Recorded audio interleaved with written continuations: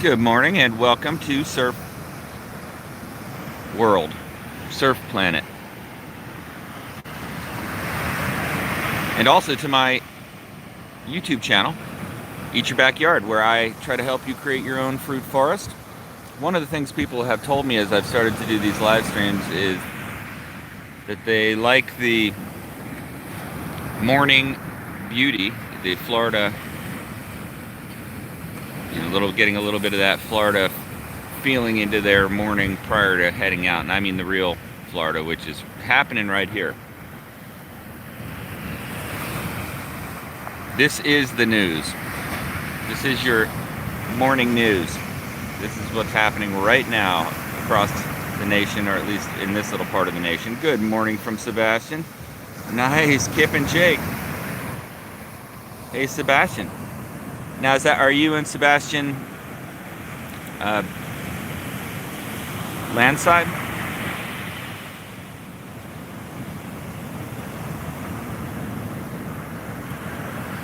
I love Sebastian.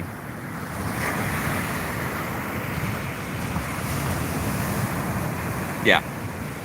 Nice.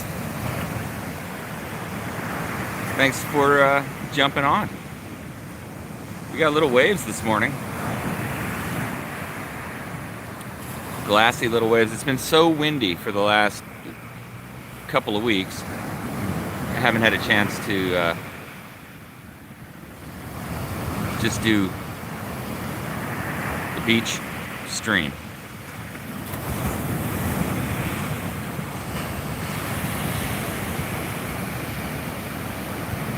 So looking to set up some interesting new content coming up that I can tell you about.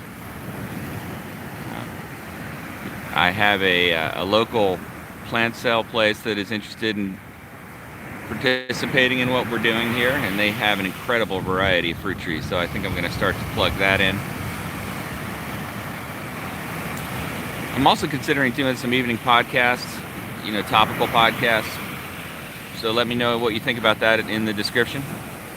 Do like a half hour and delve into a certain type of plant. I'll do that as I look to expand my fruit tree collection this winter, which in Florida is the right time, I believe, to be planning out your additions to your fruit jungle. Oh, look at this. The old sandpiper. I'm not afraid to admit, I've spent some time... oh, no worries. I've spent some time watching the sandpiper. This sucker thinks I might feed him a sand flea. And I'm half inclined to dig one up and do that. But we watch these sandpipers, and if you toss them a little sand flea or a little clam, they are actually pretty aggressive birds with each other. You can see the way they interact with each other. You just spend a long time looking at a certain type of creature, and they do this dance. Wow, he's going to come right up. But they also hunch their back up, and they seem to almost get angry. I mean, they have serious fights. You could slow down their battles, slow motion. It'd be like an action movie.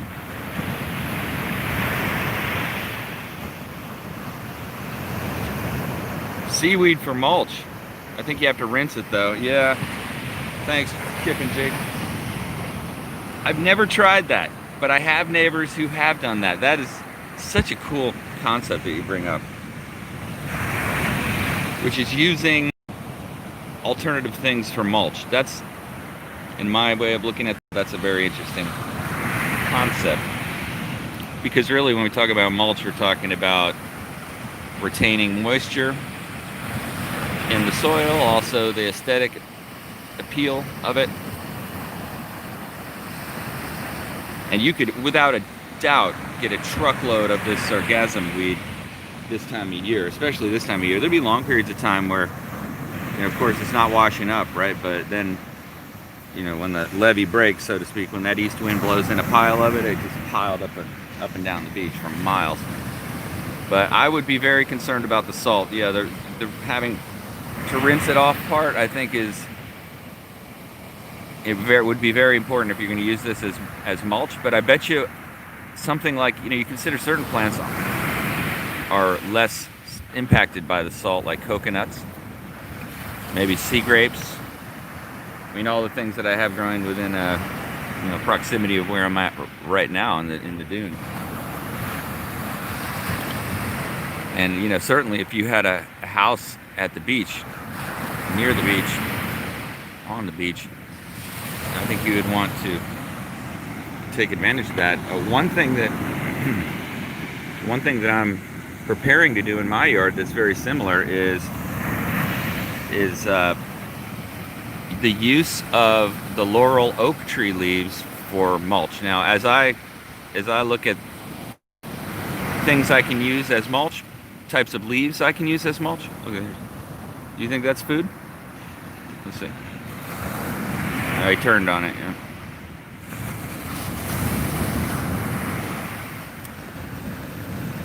The laurel oak tree, for me, wins the contest on the best leaves for mulch, and for a few reasons. Now, you could use things like mango leaves, and I've tried all these things before. Schefflera leaves, sea grape leaves, these large leaves. Problem is they capture water, which creates little mosquito breeding opportunities.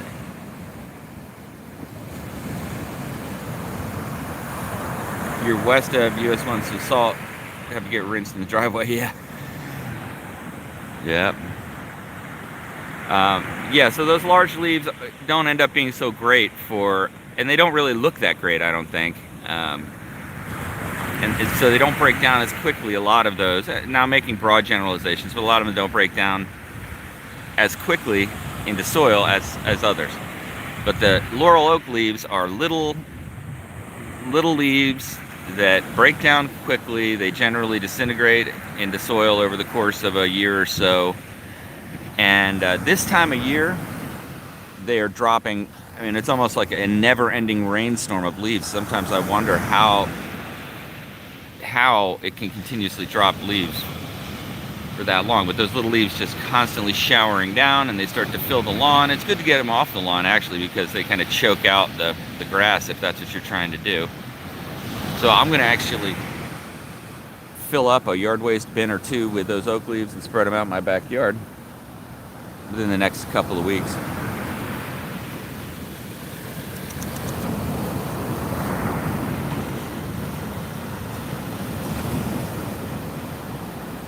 Yeah, that's a cool idea. Rinsing off let's say 100 pounds of fresh sargassum seaweed in your front yard, in your driveway. I may have to do that now, Kip and Jake. That is such a cool idea. I might just do that, just as a novel idea, which is really the whole idea of this channel for me, just to experiment with a little of that. I've got in my yard now a coconut I found on the beach about a month ago in a big blow onshore breeze condition, and waiting for that sucker to sprout. But I may grab a few more. But the point is, they would be excellent for seaweed mulch. My problem with the coconut is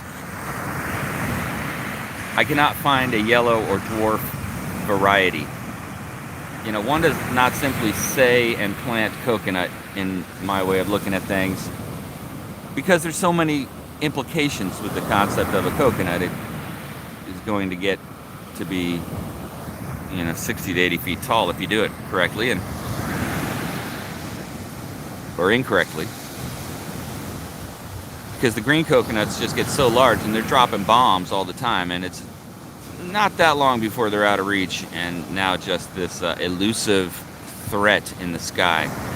Of course, if you can shimmy up one of them, just shimmy up that trunk. You ever see those guys picking the coconuts, but they shimmy up the kind of trunk? Yeah, Kip and Jake's looking for the dwarf coconut as well. Yeah, I found them on the internet. I actually have links in the description, I think, to one of the yellow coconuts. So that's probably what I'm going to end up doing, is go to that link there. And what they do is they sell a coconut to you, and it's, I don't remember how much it was. Didn't seem like it was that expensive, really, like maybe $10, you know, and they mail you a coconut. So that's like the most expensive coconut you ever bought.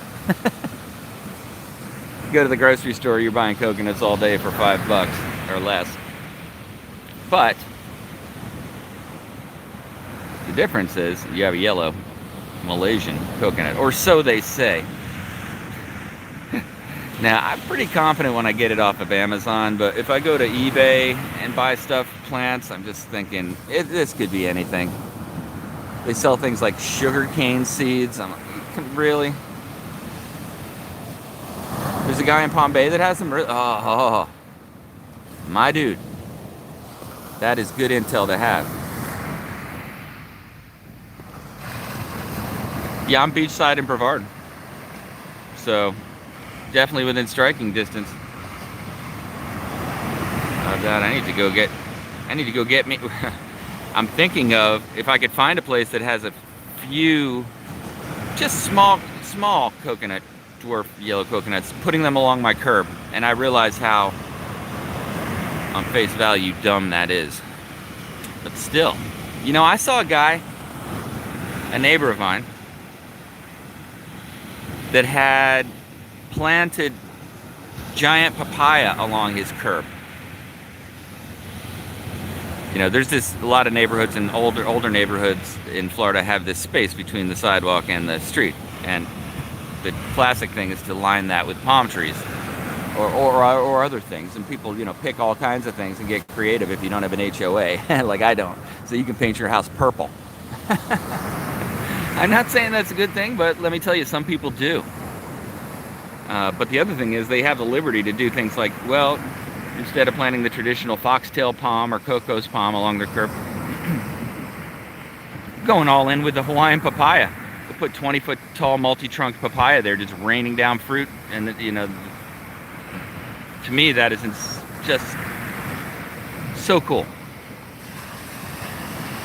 And I saw the other one that had those coconuts along the curb, which was bold. Those were 4 or 5 green coconut trees right along the curb. Nobody's parking under those coconut trees with a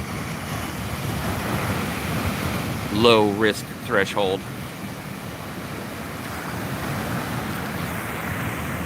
So yeah, I'll have to motivate on the grabbing the yellow coconuts over in Palm Bay. And also, I'm going to start doing some streams with, you know, at nurseries, with people at nurseries, because I always learn like 5 new things, every time I talk to somebody in that kind of role. So they're usually willing to talk. Half the time I just have the conversation. I feel awkward asking to stream when I'm talking to them. And then afterwards, I totally regret that I didn't. Oh, look at that. I guess that sandpiper kind of lost interest in me. Doing the obligatory fire ant check.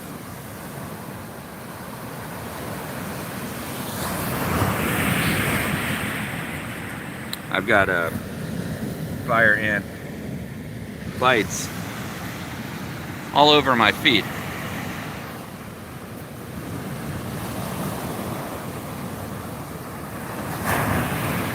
Yeah, so I think the next focus for the yard this winter is going to be expand the collection. I'm a little low in the diverse types of trees, and there's lots of opportunities, so I'm going to expand the collection. In the list right now are, of course, that dwarf coconut, but also I'm going to get a grapefruit tree. I've decided that. It's about the most resilient type of citrus tree I can grow here, and although I know the fruit is not top citrus quality, I think it's a good choice for any yard. It's going to survive likely against the relentless citrus pests that will surely come. And then there's several other types of things I want to get, like I'm going to expand the types of bananas I have. I want to get a couple more types of chewable sugarcane in my yard. Oh, you're in Pennsylvania today, Kip and Chick. Nice. Good to be up in PA. I've spent some time in Philadelphia and Pennsylvania area for sure. Eastern Pennsylvania. Some beautiful farm country out there. But it's a gigantic state. But yeah, too cold. I'm with you, man. I grew up in the Northeast, and I'm really not missing the climate, you know. And I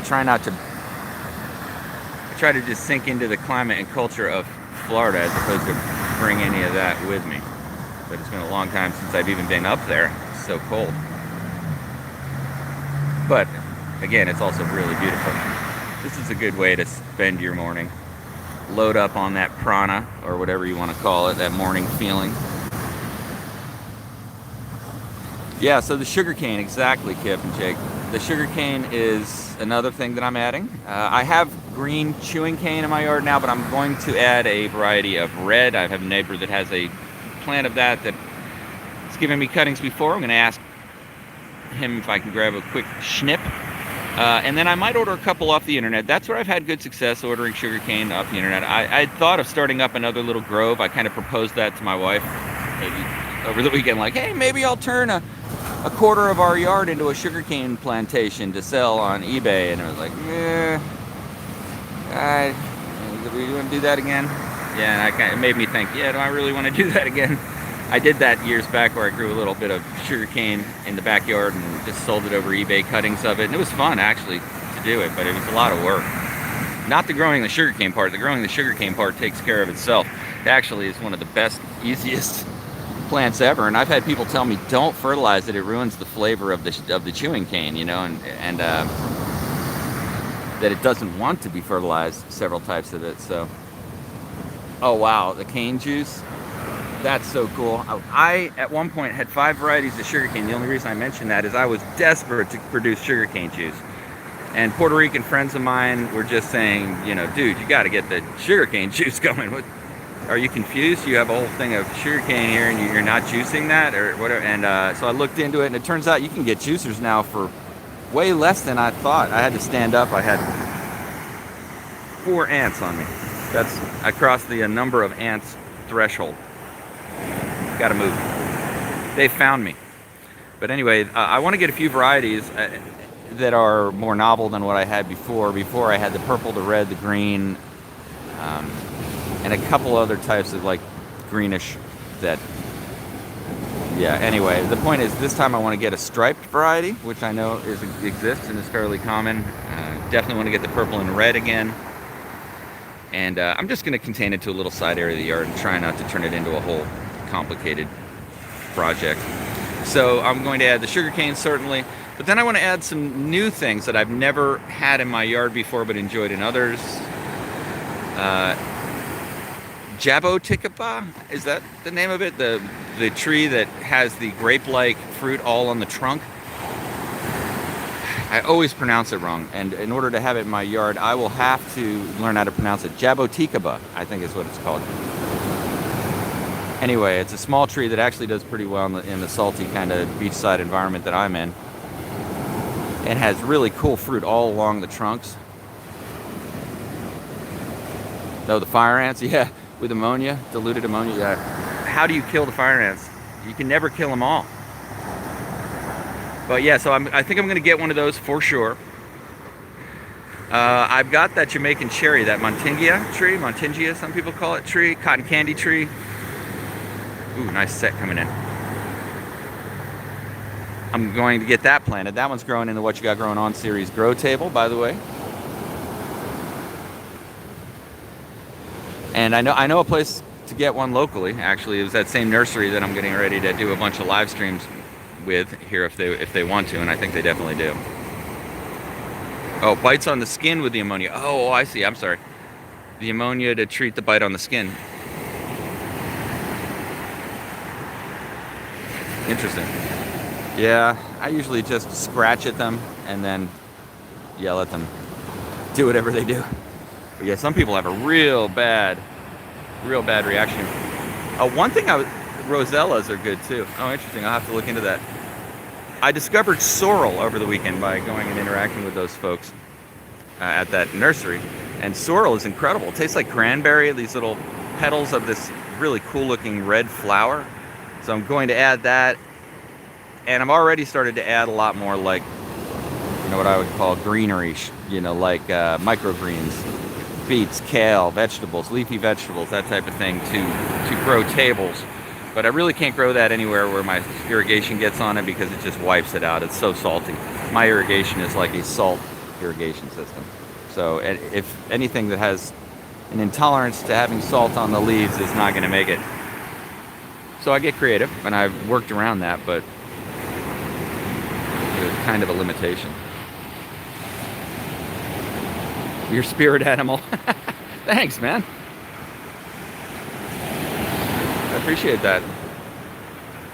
Sorghum. I have not tried sorghum, but I have a lot of curiosity about sorghum. And, you know, as a variant of, you know, sugarcane or a type of sugarcane, there's a type of, I mean, you can get a lot of sorghum seeds on the internet I've seen, and I was curious about it, but never took action on it. I actually thought of it at one point, wow, the ocean is loud, right? About going and touring some of the, oh, I got a lady that doesn't want to be filmed, I think. Yeah, going and touring a sugarcane plantation in northern Florida and southern Alabama. There are some old sugarcane plantations, some folks that make like sugarcane syrup, you know, to put on your stuff, I guess, alternative to high fructose corn syrup, maybe. I'm not sure it's any better for you, but yeah, so soursop, that's another one I'm very interested in as well, yeah. Soursop, that tree, the soursop, gets rather big though, doesn't it? I mean, I've seen them around, but I just wonder, which is not a problem actually, as long as I keep it trimmed. But there's big, and then there's like, you know, whoa, way too big. Hey, Happy Farms, so happy you joined the stream. Good to see you. You can see we're down at the beach, just kind of drawing in this morning vibe a bit before we start our day. Discussing kind of the way ahead in the winter for the EYBY yard, at least. Hopefully you've got some good plans for your spot. You know, a lot of you are hunkering down for the wintertime temps, which is understandable. Hopefully you've got some setup that allows you to continue to enjoy it, like a greenhouse or an interior part where you have a little place you can continue to, like, either, you know, grow herbs and small plants, leafy vegetables, that kind of thing. There are actually a lot of really cool systems. I'm actually I've got affiliate links to some indoor systems you can use to grow like lettuce and tomatoes and stuff indoors in the winter reliably. That's a whole other topic I won't get into here, but yeah, you know, I think it's important, especially where it freezes, so that you can still have access to some of the more tropical, cool, novel plants, and then just bring them in when the freezing temperatures come. Where I'm at in Florida, it freezes here very rarely, and that's because I'm right up along the coast. And if you look at the way Florida freezes, you'll see that the freeze lines, they kind of come into the coast and then come along the coast in a thin line along the coast, because the water insulates this area where I'm at now. And as a matter of fact, very thin islands have microclimates that are insulated even more. And by that I mean a very thin island in Florida that has warm water on either side of it, when a freeze comes, will maintain their temperature much better. And so there are mangrove groves on little microclimate areas like that all throughout this area that are there because of that phenomenon. So here it rarely freezes, but it will. This is Florida. Yes, Happy Farms. This is definitely Florida. This is actually at the eastern edge of the continent of North America. Straight that way, Africa. This way, about 100 miles, Bahamas. Bermuda, New York City, LA. Vanilla vine. I am not aware of the vanilla vine. I would love to know about it though. They're Kip and Jake. That's the thing that's the whole reason that Eat Your Backyard exists. For this exact thing, right here, Kip and Jake, is the expanding of the awareness of cool, novel things like vanilla vine.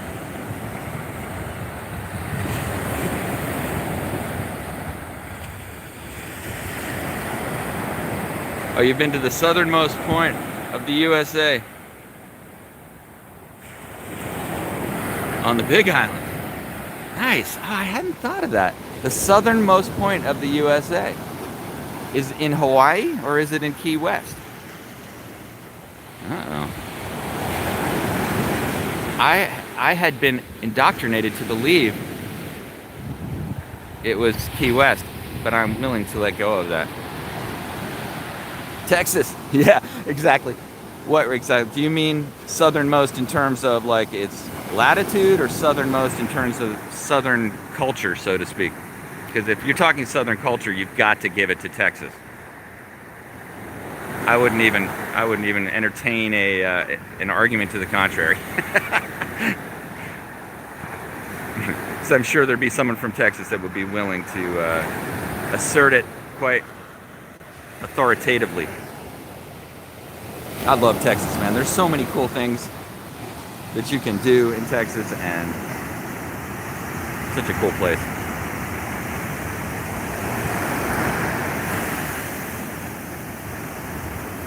Yeah, but different, the Gulf environment, right? It definitely, they get the freezes up there more so than here. The farther south you go, you know, the more it becomes a tropical paradise, I guess you could say. You know, and no coincidence, as you go farther south in Florida, the population density increases dramatically. Right? When you get down to a place like Miami, you are in it to win it.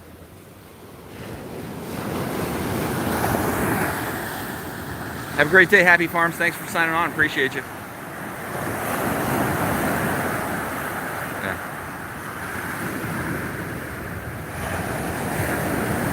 Yeah, Kip and Jake. Okay, well, I don't really get on Facebook much, but you should, yeah, subscribe and get on the streams for sure too. That's you know, I'm doing them every day now, so it's a good thing. Yeah. All right, so we discussed some plans for the future, and now I'll start acquiring them. I'll tell you, acquiring the plants necessary to implement this dastardly plan of irreducible rascality, my winter planting fest. Why don't you have a winter planting fest too? And I mean you, by you I mean everybody listening to this stream. You know, make a little plan. Would you have a backyard bucket list? Maybe I'll make a backyard bucket list. You just write a thing on a paper, throw it in the bucket, and then you pull it out as you do it. Whole process. And I'll write on there things like vanilla bean, you know, or whatever, you know, get to achieve that, like a video game, like leveling up. I want to level up this winter in terms of my plants and the cool things I have. Some walking onions. Kip and Jake just bought walking onions. Yeah, and that's the other thing, is to incorporate vegetables now. That's a fairly new thing for me in Florida. I grew up on a farm in New Jersey, actually, as a kid. And, oh, you can share them with me. Nice. Hey, Big Cat. Most excellent to see you here. I've been seeing you over on One Step Zen. Appreciate that. By the way, everybody on this stream or new to this channel, I have several other YouTube channels, and one of them is a meditation, philosophy, tropical sunrise channel, and that's called One Step Zen. If you're into that kind of thing, check it out.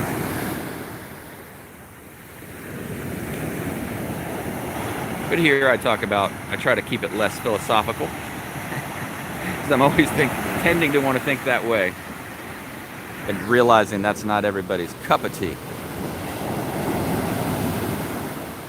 But yeah, I plan to be putting much more things in my cup of tea. Yeah, you got busy. Big Cat got busy when winter hit. I know how you feel, man. It's getting past. Snow on the ground. Loving the beach. Yeah, man. Yeah, that's the whole idea, dude. Is I'm trying to bring the beach to you. You meaning anybody who's watching this. You know, why not start our day like this? You know, one way to start your day is, oh man, there you go. He's got the right idea. You could be doing that right now. Or not. You know. I don't think, I don't. Okay, I was about to stop the stream, but I've got to tell a story now. I'll do a quick story time.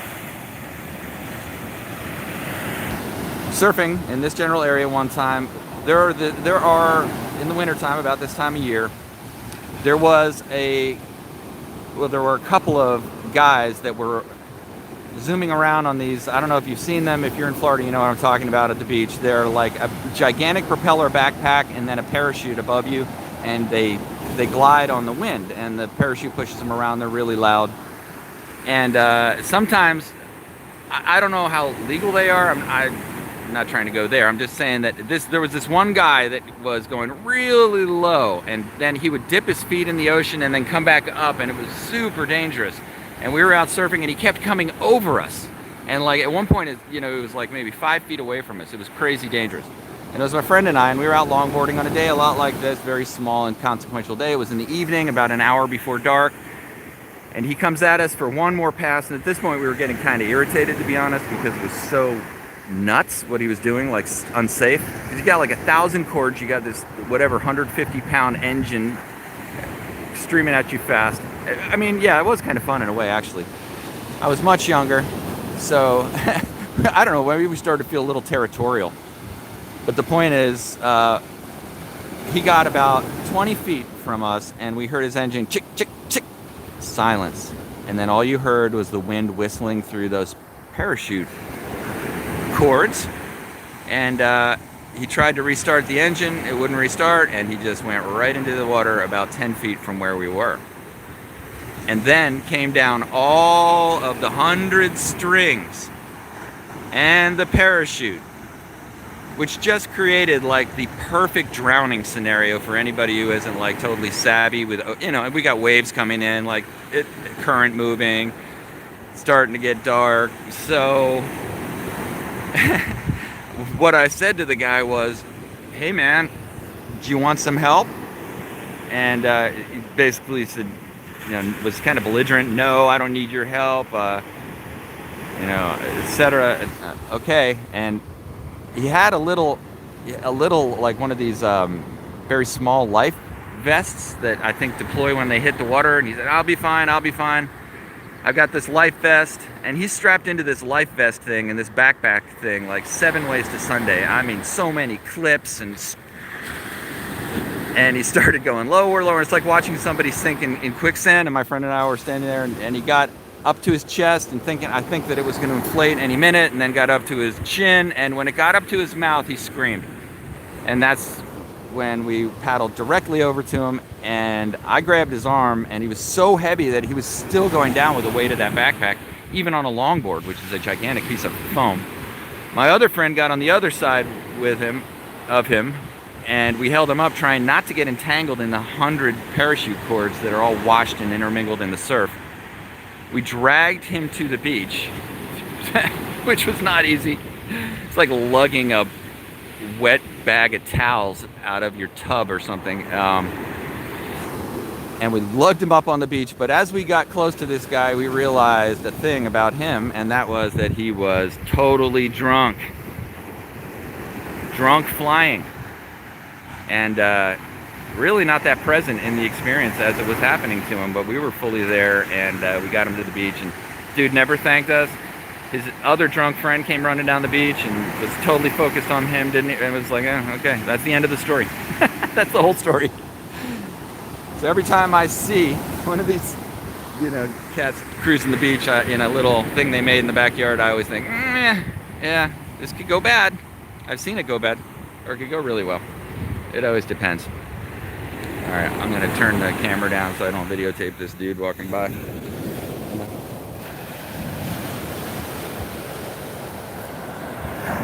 So, yeah, there's a story. That is a story. So many stories come from this ocean. So many stories. Go back and back and back. You can hardly imagine all the things that have happened here. You even go back 400 years, 600 years, not that far back really, that many generations back. This was a totally different place.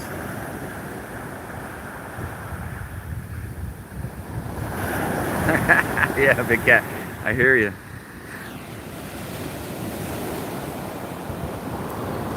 And if you think during World War II, there were U-boats within visual sight of here, German U-boats.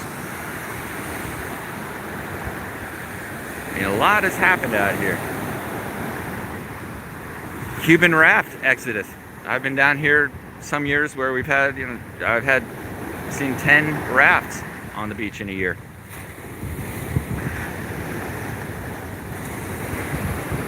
Well, now the wind is picking up, and I'm not sure how great this phone is I'm sure how great this phone is. It is not great. But, and I don't mean that as a complaint. I'm going to be getting a better one here shortly. But the wind.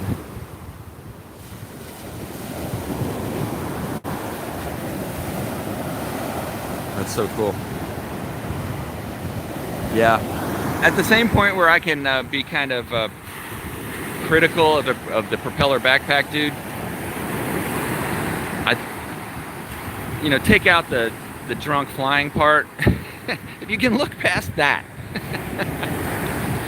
then the part of friggin' flying up and dipping your feet into the ocean as you fly over it is a pretty cool thing, which few people would probably turn their nose up at if they could do it. All right, last thing for the stream today. As it gets windy, the wind's picking up now, so it's going to be too much for this stream. Is that I will tell you, I'm going to make a statement here.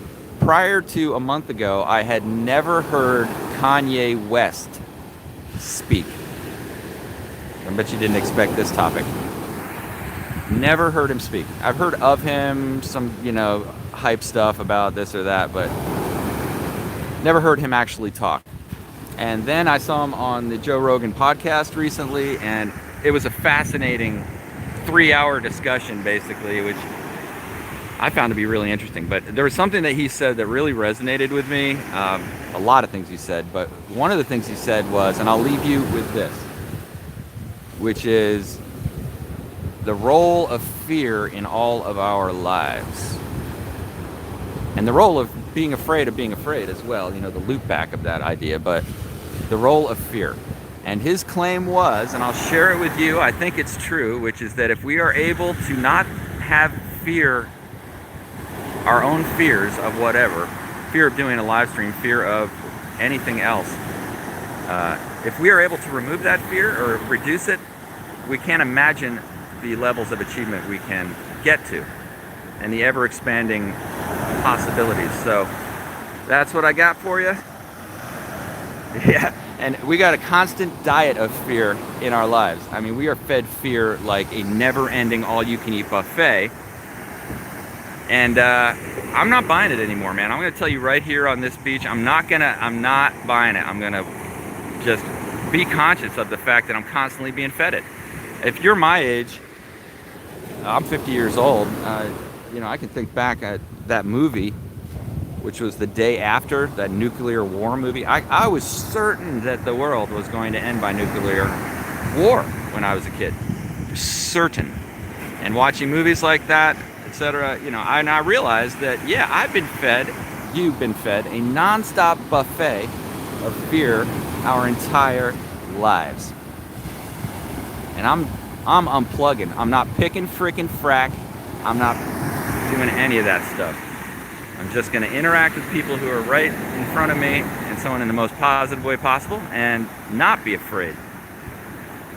And not pay attention to people who are trying to constantly make us afraid. Before you know it, you're afraid of planting a coconut tree. Just plant it. Yep. And we might look at, what people have, how people benefit from keeping us watching or being afraid, or how they notice that when we're afraid, we pay super close attention. There we are. This dude, is he afraid? Yeah. I don't know. I think the first thing is you admit everybody is afraid. Everybody. And if, you know, you can boil it right down to the primal fear of dying. But at some point, if you are able to let go of that fear, your ability to accomplish things could be, you know, how it could be way beyond what we could even imagine. And I think it's true. Yeah, big cat, exactly. Florida. This is also happening. In addition to everything else that's happening, this is happening. Never changed. Well, I mean, it's constantly changing, but it's fine. It's always fine. Yep. Yeah, Cali. I'll tell you one thing about California, man. I love it, but I think it's in rough shape, dude. Some of the people I know painting kind of bleak pictures of the situation. So I don't know exactly, but I'll tell you one thing about California that I know, and that is I'm constantly cold there. So my physiology is wired for warmer weather. I don't mind sweating and being hot. I like it being nice and warm. Yeah. Actually, there's a guy that I'm getting ready to help a little bit, who has a channel over there. Not help so much as interact with, collaborate is the better word. Collaborate with, who is in Malibu, and he wants to start growing stuff. He's got a pretty popular YouTube channel over there, and I'm gonna, I think, mail him some stuff to start trying to grow in California. But I think the ideas of unplugging from systems, food systems, is very appealing, especially in California. It's appealing to me right here in Florida. And lots more to come on this channel. I've got so many things written in my little magical notebook of ideas to do, and I hope you will be part of it. I've really enjoyed this morning. We're up at about 40 minutes, and it's probably about time for me to get on with some other things, but I might stream again. Thanks for watching. Eat. Wow. Eat your backyard.